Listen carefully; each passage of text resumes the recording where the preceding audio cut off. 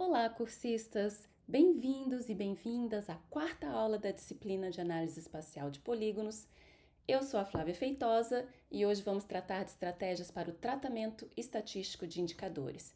Em particular, nós vamos tratar de duas técnicas de suavização espacial, a média móvel e os estimadores bayesianos empíricos. Bom, é importante que a gente discuta nesse curso a questão dos indicadores, porque é muito provável que muitos de vocês trabalhem ou venham a trabalhar com indicadores, simplesmente porque eles são muito úteis. Eles são instrumentos que nos permitem representar, medir aspectos relacionados a um conceito, a um fenômeno ou a um problema específico. Eles são úteis para a gente monitorar e avaliar políticas públicas e também para pesquisas em geral, inclusive o TCC de vocês. A gente pode ter um indicador de violência, de pobreza, de desigualdade, de saúde, educação, e eles vão nos ajudar a analisar, a interpretar a realidade de uma forma mais sintética, uma forma mais operacional. E esses indicadores, eles são frequentemente associados a dados de áreas que podem representar, por exemplo, a condição de municípios, de bairros, de países e assim por diante. Os indicadores, eles podem ser expressos de formas distintas. Eles podem ser expressos em números absolutos, em coeficientes ou taxas, em proporções, em razões. E vamos falar aqui um pouquinho de qual é a diferença dessas formas de representação. Vamos começar pelos coeficientes ou taxas. Para a gente calcular uma taxa, a gente pega o número de ocorrência de um determinado evento em um período e vai dividir pela população no mesmo período. Vou dar um exemplo aqui. Se a gente quer calcular uma taxa de homicídios nos municípios no ano de 2023, por exemplo, a gente vai pegar o número total de homicídios em cada município nesse ano e dividir pela respectiva população do mesmo ano. Então, como esses homicídios são ocorrências raras, ainda bem, felizmente, é comum a gente reportar essa taxa por 100 mil habitantes. Então, multiplica-se essa divisão, né, essa razão, por 100 mil. Então, por isso que a gente vai ver com frequência, a taxa é de X homicídios por 100 mil habitantes.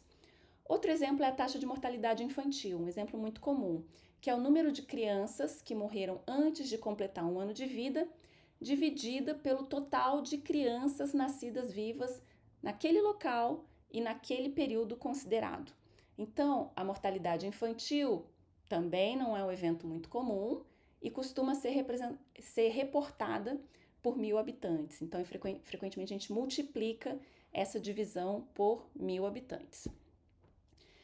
A proporção é diferente da taxa porque os indivíduos no numerador eles não são incluídos no denominador. Um exemplo seria a proporção de domicílios sem esgotamento sanitário. Para isso, a gente tem que pegar o total de domicílios sem esgotamento e dividir pelo total de domicílios. Já a razão, que é esse outro tipo de indicador, ela é a relação entre diferentes ocorrências. Um exemplo bem comum é a razão de dependência. A gente vai dividir o segmento etário da população economicamente dependente, né, que são os mais jovens, as crianças e os mais velhos, e dividir pelo segmento etário potencialmente produtivo de uma determinada população em uma data específica.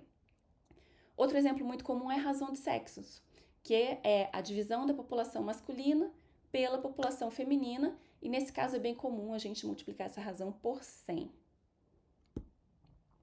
Bom, agora a gente vai tratar de uma particularidade de taxas que são calculadas para um período curto de tempo e que são calculadas para um evento raro ou para pequenas populações. Nesses casos, essas taxas estão sujeitas a uma grande instabilidade que prejudica e muito a análise de resultados. Vou dar um exemplo aqui. Imagina que a gente tem um município com 1.000 habitantes e nele ocorreu um homicídio. E aí a gente tem outro município com 10 milhões de habitantes e nele ocorreu 1.000 homicídios. Esse município pequeno, que ele tem só uma morte, ele aparece como mais violento do que o segundo município, né? O município pequeno vai ficar com uma taxa de 100 homicídios para 100.000 habitantes, e o segundo município vai ficar com uma taxa de 10 homicídios para 100.000 habitantes, ou seja, uma taxa muito menor, embora seja um município bem violento, que teve 1.000 homicídios, né? Agora imagina se teve um homicídio numa família, um crime passional, algo que é uma exceção, né, em que 3 pessoas morreram num município de 1.000 habitantes. Essa taxa vai passar para 300 homicídios por 100.000 habitantes, que é um número exorbitante. Então, realmente, quando se trata de eventos raros em municípios pequenos, a gente fica com indicadores muito, muito, muito instáveis.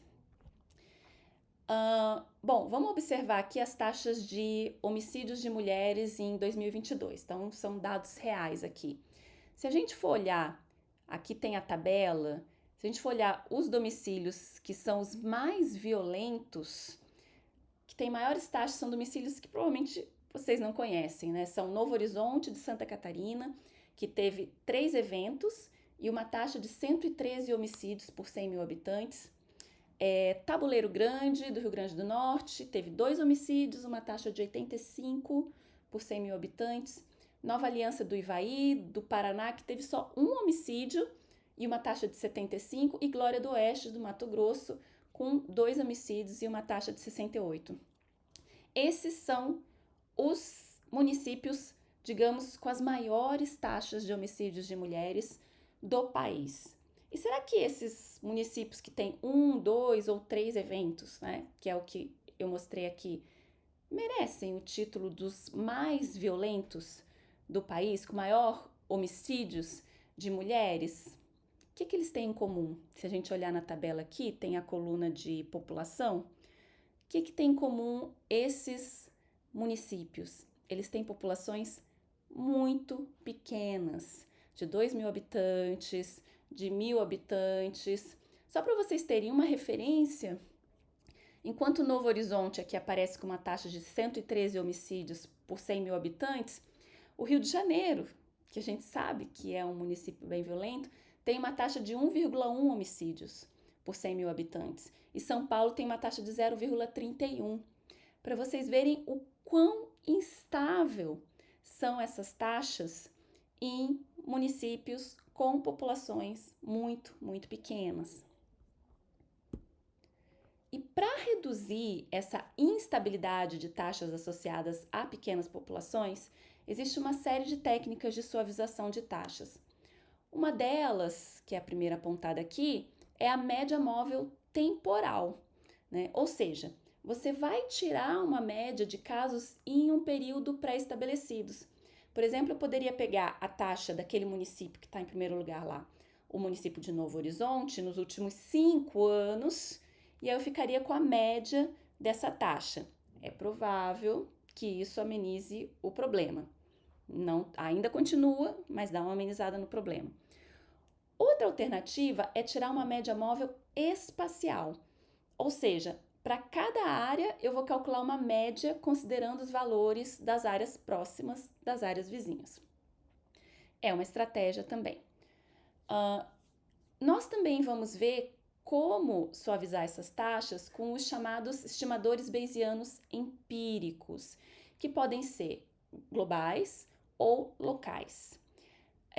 Para calcular tanto uma média móvel espacial quanto um estimador bayesiano empírico local, que é também conhecido como estimador bayesiano empírico espacial, a gente vai considerar os valores das áreas vizinhas e, portanto, a gente vai ter que determinar de alguma forma nesse processo de cômputo o que são as áreas vizinhas ou as áreas próximas, né? Que noção de vizinhança, de proximidade que a gente vai adotar e como a gente vai informar, digamos assim, né? Como a gente vai computar isso considerando essa informação sobre proximidade ou vizinhança. Para representar a noção de proximidade ou vizinhança entre as áreas, nós vamos precisar construir uma matriz de proximidade, né? Essa matriz pode ter vários nomes, vocês vão ver nos livros aí vários nomes. A gente pode chamar de matriz de ponderação espacial, ou matriz de pesos, matriz de vizinhança. Se ela for baseada em distâncias, pode ser chamada de matriz de distância. Enfim, nos livros e softwares por aí vocês vão encontrar nomes distintos. Essa matriz, ela vai ser composta por pesos que representam o grau de proximidade entre uma área I e uma área J. As áreas próximas ou mais vizinhas terão um peso maior do que as áreas distantes ou menos vizinhas ou não vizinhas. A questão aqui vai ser definir qual é o critério de proximidade ou de vizinhança. Um critério bem popular, muito utilizado, é o de contiguidade. O peso entre as áreas I e J, aqui representados pelo W e J, vai ser igual a 1 se as áreas são contíguas, ou seja, se elas compartilham uma fronteira, e se as áreas não são contíguas, o peso é igual a 0, peso W e J. Aqui nesse exemplo, aqui temos um exemplo aqui, né? Nós temos uma área 1 que é contígua às áreas 2, 3 e 4. Então, nós vamos ter uma matriz de pesos ou de ponderação, tem aqui todas as áreas, as 8 áreas aqui, as 8 áreas aqui. No caso da área 1, a gente vai dar peso 1 para as áreas 2, 3 e 4. Para as demais áreas que não compartilham fronteira com a área 1, a gente dá peso 0, porque não tem fronteira, não são vizinhas, dentro desse critério de contiguidade espacial, aqui no caso de ordem 1.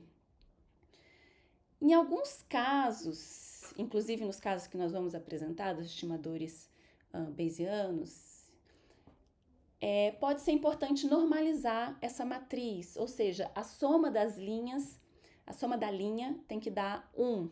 Portanto, se essa área A aqui, que tem 2 vizinhos, B e D, ao invés de a gente colocar peso 1 para cada um, a gente vai colocar 0,5, de tal maneira que some 1.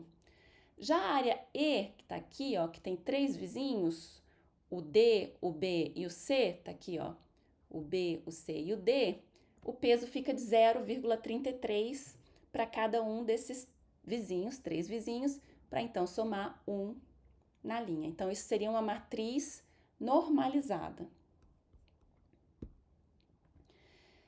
Essas matrizes que consideram o critério de contiguidade, elas podem ser do tipo Hooke, como está nessa primeira imagem, que considera apenas como vizinhas, que são esses aqui os cinzinhas, então essa área cinza escuro, considera como vizinho apenas essas cinza claro, que são aquelas que têm uma fronteira em comum, certo?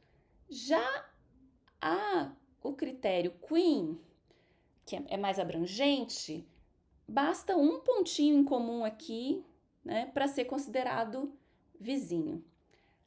Então, esse é o critério Hooke e esse é o critério Queen. Além disso, as matrizes elas podem ser de primeira ordem ou de ordens superiores, né? Por exemplo, se uma matriz vou usar aqui o exemplo do Queen, né? Então, aqui seria uma matriz Queen de primeira ordem, considera todos aqueles que tocam no polígono central em questão, né?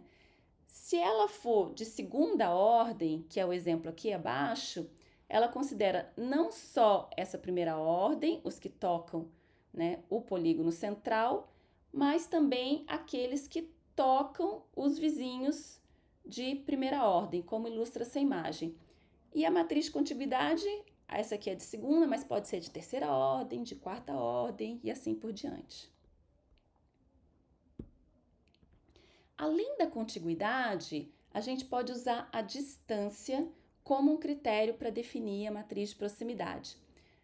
Existem várias estratégias que podem ser utilizadas. As mais comuns, né, que eu vou citar, uma delas seria a estratégia dos N vizinhos mais próximos, e esse N pode variar, por exemplo, vizinhas podem ser as 7 feições mais próximas, ou as 10 feições mais próximas. As demais não são vizinhas. Posso também usar um critério de distância máxima, estabeleço uma distância máxima, se a feição tiver até X metros, 1000 metros, é vizinha. Se tiver além disso, não é vizinha, peso zero na matriz de proximidade, de ponderação. E a gente também pode usar funções de distância, que é uma solução bastante razoável, e essas funções de distância podem ter formas variáveis, podem ter uma forma linear ou não, como mostra essas figuras, mas a ideia ela é bem intuitiva e bem interessante, que se uma área está mais próxima, ela ganha um peso maior, e se ela está distante, ela recebe um peso menor, o que faz todo o sentido. Ela não é uma representação binária, é vizinha ou não é vizinha. Você pode estabelecer que essa que está mais próxima é mais vizinha do que aquela que está mais distante. Então, a gente tem vários pesos, né? Tem um degradê aí. Bem, uma vez que eu defini a matriz que estabelece o que é proximidade, o que é vizinhança, aí a gente pode voltar a falar de estratégias espaciais de suavização de indicadores. E vamos começar pela média móvel espacial. Na média móvel espacial, o valor de cada feição ele passa a ser medido não pelo valor mais original, mas pela média dos valores dos vizinhos. Isso pode ser interessante porque reduz a variabilidade espacial de um determinado indicador, então você vai produzir uma superfície com menos flutuação de dados, e isso ajuda na questão da suavização das taxas, então é uma técnica, não é a mais sofisticada, mas é uma técnica que pode ser utilizada para suavização das taxas, mas também é utilizada para outras finalidades, além de suavização de taxas que estão muito instáveis. Ela pode ajudar a gente a encontrar uma tendência espacial dos dados, facilitar a identificação de alguns padrões espaciais. E a fórmula é bastante simples. A média móvel, né, do atributo Z na área I é calculada como uma média ponderada, por isso W e J, dos elementos, né, que considera os elementos W e J da matriz normalizada, né, considerando os atributos dos vizinhos, certo? Em suma, para simplificar, como eu falei, é a média dos vizinhos, frequentemente uma média ponderada do valor do atributo Z nas feições vizinhas. Aqui um exemplo. Nós temos desse lado aqui a taxa bruta de homicídios de mulheres em 2022, com todas as suas distorções, um pipocado de cores, com valores muito, aqui quando a gente vê os mais escuros, são valores de taxa de homicídios exorbitantes, maiores do que 68, né? Então são aquelas taxas que a gente só vai ver em municípios muito pequenininhos, com populações muito pequenas, porque nitidamente tem uma distorção aqui, né? Então nota que aqui os valores mais escuros são absurdamente altos. E quando a gente vai fazer a média espacial móvel, a gente começa a ver tendências espaciais muito claras, de áreas com menor taxa de homicídios, por exemplo. A gente já começa a ver os padrões espaciais e também a gente vê uma suavização grande dos indicadores. Não tem mais esses valores muito elevados. Os valores extremos simplesmente desaparecem. Tá, aqui nesse exemplo eu usei a mesma legenda para vocês verem como as taxas foram suavizadas, o que não significa que não tenha variabilidade. Por isso eu vou mostrar esse mesmo resultado com uma legenda própria, que não é a mesma do mapa ao lado. Então vejam como ainda há uma variabilidade das taxas, mas no intervalo bem menor, não tem mais aquelas taxas extremas. Vejam que os valores extremos aqui estão mais ou menos 5 homicídios a cada 100 mil habitantes, que já é uma taxa muito elevada, e a gente consegue ver padrões espaciais muito mais claros com essa média móvel espacial, né? E taxas muito mais suavizadas. Limpamos aquela estabilidade que se revelava, pelo menos um pouco, né, que se revelava nos municípios com população muito pequena. Uma outra estratégia menos genérica, como a média móvel pode ser usada para várias finalidades. Uma estratégia de fato desenhada para lidar com essa estabilidade de taxas em populações pequenas é a estimativa Bayesiana empírica, que pode ser global ou local. Aqui no caso da estimativa Bayesiana empírica global, nesse caso, a taxa atribuída à área I passa a ser uma média ponderada entre a taxa bruta, que é esse TI, e a média, o valor da média global, né, na área como um todo. Veja que essa média ponderada tem pesos que consideram a população da área I, né? Claro, considera a média e a variância, mas destaque aqui que os pesos dessa média ponderada estão relacionados à população da área I. O que isso significa? Qual é a ideia dessa estimativa Bayesiana empírica? Se a população da área, vamos dar o exemplo da população de um município, se ela for pequena, né, o peso WI vai ser pequeno também. Ou seja, a gente coloca uma confiança menor na taxa observada e a gente vai dar mais peso à média global. Ou seja, essa estimativa vai se aproximar da média da taxa global. Agora, se a população da área for grande, digamos que é um município grande, é Rio de Janeiro e tal, a gente vai ter uma maior confiança na taxa observada e a estimativa, então esse peso aqui, né, vai ser pequeno maior e vai dar mais importância à taxa observada. A estimativa será mais próxima a essa taxa observada. Então, se o município é grande, a taxa estimada vai ser mais parecida com a taxa bruta do município. Agora, se o município é pequeno, a taxa estimada vai ser mais parecida com a média global. Na prática é isso. E aqui o exemplo, né? A gente tem a taxa bruta de homicídio de mulheres, o mesmo que eu já apresentei, né? E comparamos com a estimativa Bayesiana empírica global, utilizando nesse slide a mesma legenda.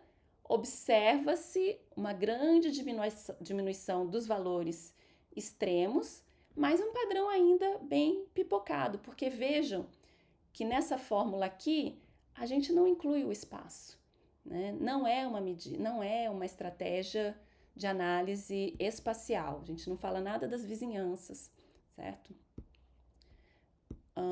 Nessa segunda visualização, aí eu já deixei uma legenda diferente. É a mesma estimativa Bayesiana empírica global, só que com uma legenda própria. Como não é uma técnica espacial que considera a proximidade entre as áreas, esse padrão pipocado ainda permanece, mas houve uma suavização das taxas. Vejam que os valores máximos estão mais próximos de 5, né? Estão bem menores, ainda com um padrão espacial salpicado. Bom, o que é diferente, a estimativa Bayesiana empírica global é diferente de uma estimativa Bayesiana empírica local, né? Ambas são chamadas de empírica porque vão utilizar na estimativa uma média e uma variância que são obtidas a partir de dados, são obtidas empiricamente. Porém, no caso da estimativa Bayesiana global, que é essa que eu acabei de apresentar, a gente vai usar nesse cômputo a média e a variância da região toda. Já na estimativa Bayesiana empírica local, a gente vai usar a média e a variância dos vizinhos.